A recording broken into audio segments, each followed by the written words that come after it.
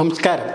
കഴിഞ്ഞ ദിവസം ഒരു പത്രവാർത്ത കണ്ടിട്ട് ലണ്ടനിലുള്ള നിരവ് മോഡിയും ആൻഡുഗയിലുള്ള മെഹുൽ ചോക്സിയും തലയറഞ്ഞ് ചിരിക്കുകയായിരിക്കും.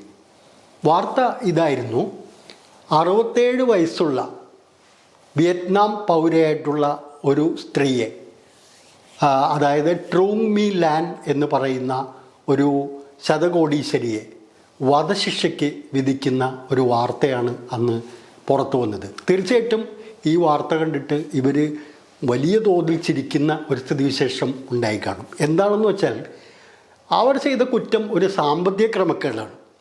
അതായത് സൈഗോൺ കൊമേഴ്ഷ്യൽ ബാങ്കിൽ നിന്നും $1250 കോടി വായ്പാ തട്ടിപ്പ് കേസിലാണ് ട്രൂങ് മീ ലാൻ എന്ന് പറയുന്ന ലേഡിയെ വധശിക്ഷയ്ക്ക് വിധിച്ചിരിക്കുന്നത്.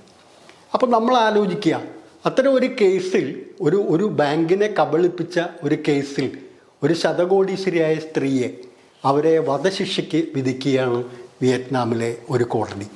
ഈ സമയത്താണ് നമ്മൾ ഇന്ത്യയിൽ നിന്നും ഇത്തരത്തിലുള്ള കുറേ ആളുകളുടെ കാര്യം, ഈ ബാങ്കുകളെ പറ്റിച്ചും രാജ്യത്തെ ധനകാര്യ സ്ഥാപനങ്ങളൊക്കെ കബളിപ്പിച്ചുകൊണ്ട് കോടിക്കണക്കിന് രൂപ തട്ടിയെടുത്തുകൊണ്ട് ഇന്ത്യയിൽ നിന്ന് രക്ഷപ്പെട്ടു പോയ ആളുകളുടെ അവസ്ഥ ചിന്തിക്കേണ്ടത്. തീർച്ചയായിട്ടും അവർക്ക് വലിയ തമാശയായിരിക്കും ഈ വാർത്ത കാണുമ്പോൾ.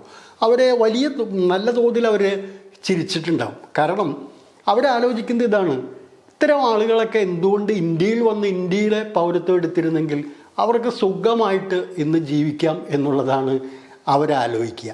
2016 വിജയ് മല്യ ഇന്ത്യയിൽ നിന്ന് രക്ഷപ്പെട്ട് ലണ്ടനിലേക്ക് പോവുകയാണ്. വിജയ് മല്യ ഇന്ത്യയിലെ 17ഓളം ബാങ്കുകളെ ചേർന്നുള്ളൊരു കൺസോർഷ്യത്തെ പറ്റിച്ച് 9,000 കോടി രൂപയുടെ വായ്പ തിരിച്ചടയ്ക്കാതെയാണ് UK കടന്നു കളഞ്ഞത്. അതിലേറ്റവും രസകരമായ കാര്യം, അന്ന് അദ്ദേഹം രാജ്യസഭാ മെമ്പറായിരുന്നു. അതിൻ്റെ തലേ ദിവസം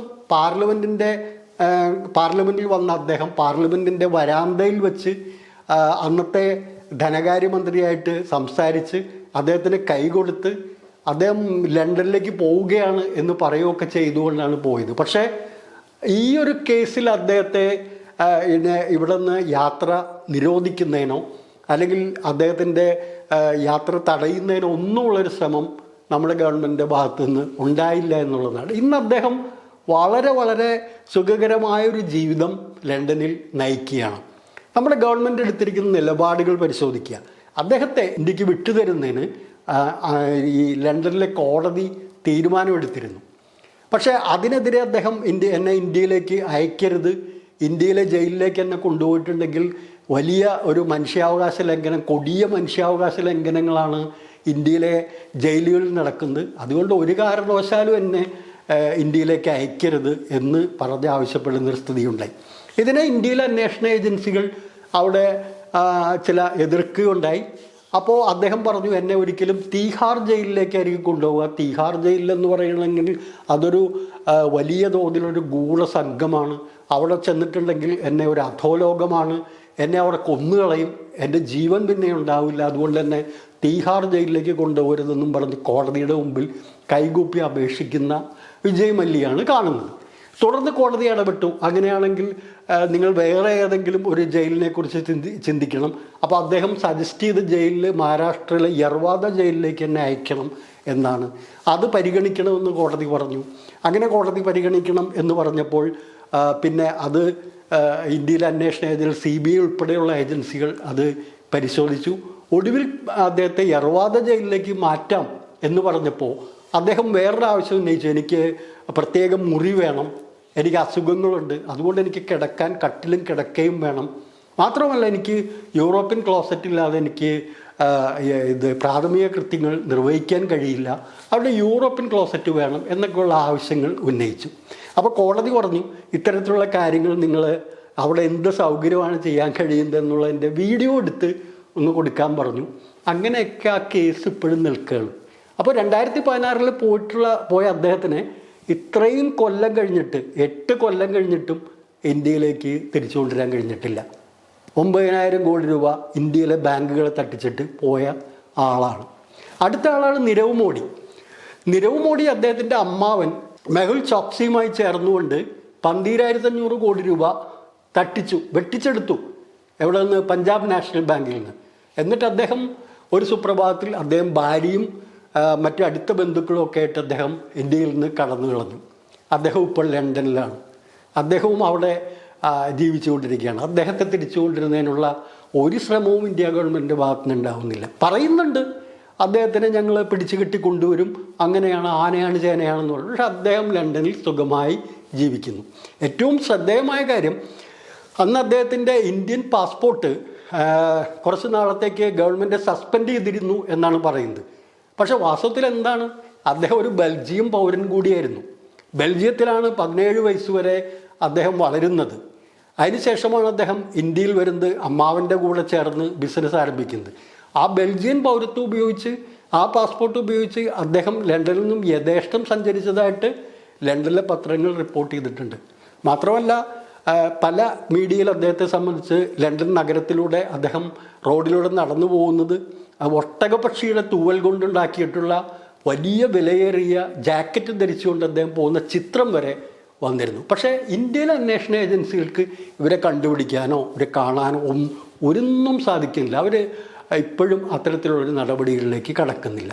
ഇനി അദ്ദേഹത്തിൻ്റെ അമ്മാവൻ ഈ കേസിലെ, ഈ പഞ്ചാബ് നാഷണൽ ബാങ്കിനെ പറ്റിച്ച കേസിലെ കൂട്ടുപ്രതിയായിട്ടുള്ള മെഹുൽ ചോക്സി ഇപ്പോഴെവിടെയാണ്?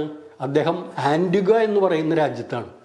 ആൻറ്റിഗ രാജ്യത്തിൻ്റെ പൗരത്വം നേടി അവിടെ ജീവിക്കുകയാണ് അദ്ദേഹവും അദ്ദേഹത്തിൻ്റെ കുടുംബവും ഒക്കെ അവിടെയാണ്. ഇത്തരം ആളുകളെക്കുറിച്ച് ഒരു അന്വേഷണ ഏജൻസിയെ സംബന്ധിച്ച് ഒരു ഉത്കണ്ഠയോ ഒന്നുമില്ല. അവർ ആരെയും വർഷങ്ങളായി പോയ ഈ ആളുകളെ തിരിച്ചു കൊണ്ടിരുന്നതിനുള്ള ഒരു നടപടിയിലേക്കും ഗവൺമെൻറ്റിന് പോകാൻ കഴിയുന്നില്ല. അതുപോലെ തന്നെ മറ്റൊരാളാണ് ആയുധ വ്യാപാരിയായിട്ടുള്ള സഞ്ജയ് ഭണ്ഡാരി. അദ്ദേഹവും ഇതുപോലെ വലിയ തോതിലുള്ള ക്രമക്കേട്, സാമ്പത്തിക ക്രമക്കേട്, ഗുരുതരമായ സാമ്പത്തിക ക്രമക്കേട്, കോടിക്കണക്കിന് രൂപയുടെ വെട്ടിപ്പ് നടത്തി ഇന്ത്യയിൽ നിന്ന് കടന്നു കളഞ്ഞിരിക്കുന്നു. അദ്ദേഹവും ഈ ലണ്ടനിൽ തന്നെ ജീവിക്കുകയാണ്. നമുക്ക് നേരത്തെ പലപ്പോഴും ക്രിക്കറ്റ് മത്സരങ്ങളിലൊക്കെ ഈ വിജയ് മല്യ സ്റ്റേഡിയത്തിൽ വന്നിരിക്കുന്നതും ഇന്ത്യൻ കളിക്കാരുടെ അടുത്ത് വന്ന് ഷെയ്ക്ക് ഹാൻഡ് ചെയ്യുന്നതൊക്കെ അടക്കമുള്ള ചിത്രങ്ങൾ പല മാധ്യമങ്ങളിലും വന്നിട്ടുള്ളതാണ്. പക്ഷേ CBIക്കോ EDക്കോ ഇന്ത്യയിലെ അന്വേഷണ ഏജൻസികളെ സംബന്ധിച്ചിടത്തോളം ഇവരെ സംബന്ധിച്ച് ഒരു വിവരവും കിട്ടുന്നില്ല. ഇവരെവിടെയാണെന്ന് അവർക്ക് അറിയാനേ പാടില്ല. അങ്ങനെ ഇവരെല്ലാം സസുഖം അതാത് രാജ്യങ്ങളിൽ, വിദേശ രാജ്യങ്ങളിൽ സുഖമായി വാഴുന്നൊരു സ്ഥിതിവിശേഷം ആണ് ഇന്ന് നിലനിൽക്കുന്നത്. മറ്റൊരാളാണ് നമുക്കറിയാം IPLൻ്റെ സൃഷ്ടാവായിട്ടുള്ള, ഈ ക്രിക്കറ്റ് കളിയിൽ ഇന്ന് നമുക്ക് ഏറ്റവും വലിയൊരു ആവേശം പകരുന്ന ഒരു ഈവൻ്റാണ് IPL എന്ന് പറയുന്നത്. ആ IPLൻ്റെ സൃഷ്ടാവെന്ന് വിശേഷിപ്പിക്കാവുന്ന ലളിത് മോഡി, അദ്ദേഹവും വിദേശത്താണ്. അദ്ദേഹത്തെക്കുറിച്ചും ഇതുപോലെ അദ്ദേഹവും ബ്രിട്ടനിലാണ് ഉള്ളതെന്നാണ് നമുക്ക് മനസ്സിലാക്കാൻ കഴിയുന്നത്. ഇതിൻ്റെ ഏറ്റവും പ്രധാനപ്പെട്ട കാര്യം, അദ്ദേഹത്തിന് വേണ്ടി ഇടപെട്ടത് അദ്ദേഹത്തിൻ്റെ യാത്രാരേഖകൾ, അദ്ദേഹത്തിന് യാത്ര ചെയ്യാനുള്ള രേഖകൾ പലതും ഇല്ലായിരുന്നു. പൗരത്വത്തിൻ്റെ ഈ പാസ്പോർട്ടിൻ്റെ കാര്യത്തിലൊക്കെ പ്രശ്നങ്ങളുണ്ടായിരുന്നു. ആ സമയത്ത് ബ്രിട്ടീഷ് ഗവൺമെൻറ്റുമായി നെഗോഷിയേറ്റ് ചെയ്തുകൊണ്ട് അദ്ദേഹത്തിൻ്റെ യാത്രയ്ക്കുള്ള താൽക്കാലിക അറേഞ്ച്മെൻറ്റുകൾ, അതിൻ്റെ കാരണം എന്ന് പറയുന്നത് അദ്ദേഹത്തിൻ്റെ ഭാര്യ ക്യാൻസർ ബാധിച്ച് പോർട്ടുഗലിലെ ഒരു ആശുപത്രിയിൽ ചികിത്സയിലായിരുന്നു. അതുകൊണ്ട് അദ്ദേഹത്തിനെ അങ്ങോട്ട് പോകുന്നതിന് വേണ്ടിയിട്ടുള്ള അറേഞ്ച്മെൻറ്റ് ചെയ്യുന്നതിന് നേരിട്ട് ഇടപെട്ടത് അന്നത്തെ ഇന്ത്യയുടെ വിദേശകാര്യമന്ത്രിയായിരുന്ന സുഷമ സ്വരാജാണ്. അന്നത്തെ രാജസ്ഥാൻ മുഖ്യമന്ത്രി അടക്കമുള്ള ആളുകൾ അദ്ദേഹത്തിന് വേണ്ടി ഇടപെട്ടു എന്നുള്ളത് അദ്ദേഹം തന്നെ തുറന്ന് സമ്മതിച്ചിട്ടുള്ള കാര്യമാണ്. അപ്പോൾ ലളിത് മോഡിക്ക് വേണ്ടി ബ്രിട്ടീഷ് ഗവൺമെൻറ്റിൽ സമ്മർദ്ദം ചെലുത്താൻ അന്നത്തെ വിദേശകാര്യമന്ത്രിയായിരുന്ന സുഷമ സ്വരാജ് തയ്യാറായി. സുഷമ സ്വരാജ് തന്നെയാണ് അദ്ദേഹത്തിന് വേണ്ടി പല കാര്യങ്ങളിലും കോടതിയിൽ ഹാജരായിട്ടുള്ളത്. അങ്ങനെയുള്ള ബന്ധങ്ങളൊക്കെയാണ് ഇവർ തമ്മിൽ നിലനിൽക്കുന്നത്. അപ്പോൾ ഇന്ത്യയിൽ ഇത്തരത്തിലുള്ള ക്രമക്കേടുകൾ ചെയ്തിട്ടുണ്ടെങ്കിൽ, കുറ്റകൃത്യങ്ങൾ ചെയ്തിട്ടുണ്ടെങ്കിൽ അവർക്ക് വിദേശത്ത് പോയിട്ട് സുഖമായി വാഴാം. അതേസമയത്ത് മറ്റു രാജ്യങ്ങളുടെ സ്ഥിതി ആലോചിക്കുക. വിയറ്റ്നാമിലെ സ്ഥിതി ഇപ്പം നമ്മൾ നേരത്തെ പറഞ്ഞതുപോലെ, ഇതുപോലെ ഇന്ത്യയിൽ നിന്ന് രക്ഷപ്പെട്ടുപോയിട്ടുള്ള മഹാന്മാർ ഇത്ര പേര് മാത്രമൊന്നുമല്ല, 10-40 പേര് ഇതുപോലെ തന്നെ വലിയ ഗുരുതരമായ ക്രമക്കേടുകൾ നടത്തി രാജ്യത്തെ കബളിപ്പിച്ച്, നിയമവ്യവസ്ഥയും ബാങ്കുകളെയും ധനകാര്യ സ്ഥാപനങ്ങളെയൊക്കെ കബളിപ്പിച്ച് രാജ്യത്തിലെ ജനങ്ങളുടെ കോടിക്കണക്കിന് രൂപ തട്ടിച്ചുകൊണ്ടുപോയ ആളുകൾ 10-40ഓളം പേർ പല രാജ്യങ്ങളിലായിട്ട് ഇന്ന് സുഖമായിട്ട് അവരുടെ ഫാമിലിയുമൊത്ത് സുഖമായിട്ട് കഴിയുകയാണ്. ആ സമയത്താണ് വിയറ്റ്നാമിൽ ഒരു വനിതയ്ക്ക് ഇതുപോലെ ശതകോടീശ്വരിയായ ഒരു വനിത $1250 തട്ടിപ്പ് നടത്തിയെന്ന് പറഞ്ഞുകൊണ്ട് വധശിക്ഷയ്ക്ക് വിധിക്കപ്പെട്ടിരിക്കുന്നത്. അപ്പോൾ ഈ ലളിത് മോഡിയും അതുപോലെ തന്നെ നിരവ് മോഡിയും മെഹുൽ ചോക്സിയും വിജയ് മല്യയൊക്കെ ചിരിക്കാതിരിക്കുന്നത് എങ്ങനെയാണെന്ന് നമ്മൾ ആലോചിച്ചാൽ മതി. ഇനി മറ്റൊരു കാര്യം, ഇതുപോലെ തന്നെയാണ് കുറച്ച് വർഷങ്ങൾക്ക് മുമ്പ് ചൈനയിൽ ഒരു സംഭവം നടക്കുന്നത്. ചൈനയിൽ നടന്നത് അന്ന് ഈ ബേബി ഫുഡിൽ, കുട്ടികൾക്കുള്ള ഫുഡിൽ ഉപയോഗിക്കാൻ പാടില്ലാത്ത ചില സ്റ്റിറോയിഡുകളടക്കമുള്ള കാര്യങ്ങൾ ചേർത്തു എന്നുള്ള കാരണത്തിൻ്റെ പേരിൽ ഒരു ബേബി ഫുഡ് കമ്പനിയുടെ MDയും ഡയറക്ടർമാരെ, ഉന്നത ഉദ്യോഗസ്ഥന്മാരടക്കം 5 പേരെ ചൈനയിൽ വധശിക്ഷയ്ക്ക് വിധേയരാക്കി. അതുപോലെ തന്നെയാണ് പല ആളുകളെയും ഇതുപോലെ സാമ്പത്തിക ക്രമക്കേട് ചെയ്തിട്ടുള്ളവരെയും തട്ടിപ്പ് നടത്തിയിട്ടുള്ള ആളുകളൊക്കെ ചൈന വധശിക്ഷയ്ക്ക് വിധിച്ചിട്ടുണ്ട്, വധശിക്ഷ നടപ്പാക്കിയിട്ടുണ്ട്. അപ്പോൾ ഇന്ത്യയിൽ ഇതുപോലെ തന്നെ നമ്മൾ ആലോചിക്കുക, ഇപ്പോൾ ഫാർമസ്യൂട്ടിക്കൽ രംഗത്തെ ലോകത്തെ ഏറ്റവും വലിയ എക്സ്പോർട്ടേഴ്സ്, ഏറ്റവും വലിയ ഫാർമസ്യൂട്ടിക്കൽ മരുന്നുകൾ ലോകത്തിന് സപ്ലൈ ചെയ്യുന്ന രാജ്യം നമ്മൾ ഊറ്റം കൊള്ളുന്ന ആളുകളാണ്. അവിടുത്തെ സ്ഥിതി എന്താ? അവിടെ പല കമ്പനികളും മരുന്നുകളുടെ കാര്യത്തിൽ കാണിച്ചിട്ടുള്ള ക്രമക്കേടുകൾ, ഇൻഫീരിയർ ആയിട്ടുള്ള നിലവാരമില്ലാത്ത മരുന്നുകൾ വിപണിയിലേക്ക് ഇറക്കുന്നതിൻ്റെയും അത് പല രീതിയിലുള്ള പ്രശ്നങ്ങൾ ആളുകൾക്ക് ഉണ്ടാക്കിയിരിക്കുന്നതിൻ്റെ ഒക്കെ റിപ്പോർട്ടുകൾ പല രീതിയിൽ പുറത്തു വന്നിട്ടുണ്ട്. ഏതാനും വർഷങ്ങൾക്ക് മുമ്പ് നടന്ന ഒരു കാര്യം നമ്മൾ ആലോചിക്കുക. ഇന്ത്യയിൽ നിന്ന് കപ്പ് സിറപ്പ്, ചുമയ്ക്കുള്ള കപ്പ് സിറപ്പ് കയറ്റി അയച്ച് ആഫ്രിക്കൻ രാജ്യങ്ങളിലും അതുപോലെ തന്നെ പല രാജ്യങ്ങളിലും 150 കുട്ടികൾ ആ മരുന്ന് കഴിച്ച് മരിച്ചു പോകുന്ന സ്ഥിതിവിശേഷം ഉണ്ടായി. അതുകൊണ്ട് ഇന്ത്യൻ കമ്പനികൾക്ക് പല രാജ്യങ്ങളിലും ഇന്ത്യൻ മരുന്നുകൾ വാങ്ങിക്കുന്നില്ല, ബാൻ ചെയ്തിരിക്കുകയാണ്. പക്ഷേ ഇവരെല്ലാം ഇന്ത്യൻ വിപണിയിൽ വളരെ സജീവമാണ്. അവരിന്നും യഥേഷ്ടം അവരുടെ മരുന്നുകൾ ഇന്ത്യൻ മാർക്കറ്റിൽ ഈ കപ്പ് സിറപ്പൊക്കെ തന്നെ വിറ്റുകൊണ്ടിരിക്കുകയാണ്. ഒരു പ്രശ്നവും ഇവിടെ ഇല്ല. നമുക്ക് ഇത് ഇലക്ട്രൽ ബോണ്ട് വന്നപ്പോൾ നമ്മൾ കണ്ട കാര്യം എന്താണ്?